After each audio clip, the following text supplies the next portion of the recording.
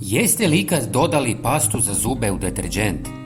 U ovom kratkom videu ću vam pokazati šta će se dogoditi ako to uradite uz još par dodataka. Za početak, uzmite malo najjeftinije paste za zube i dodajte malo vode.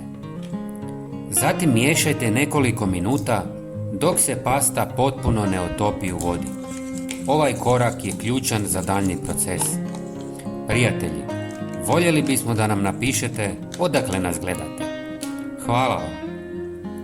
Zatim dodajte 100 ml deterdženta za suđe i nastavite miješati dok smjesa ne postane homogena. Sada dolazi poseban dodatak, a to je 1 žlica soli.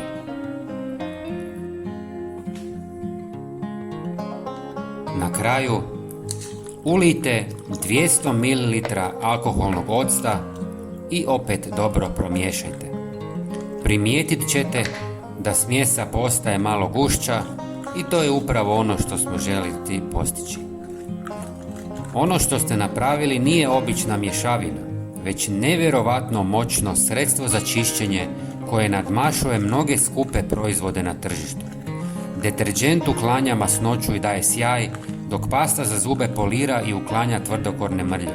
Sol djeluje kao prirodni abraziv i istovremeno dezinficira, dok ocat otapa kamenac, neutralizira mirise i također dezinficira.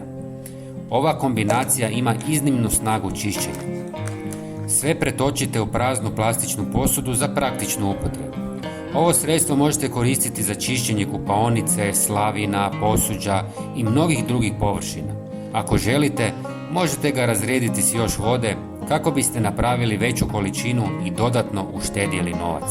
Prijatelji, ako vas se svidi ovaj recept, pogledajte i naš sljedeći video koji se upravo prikazuje na vašem ekranu.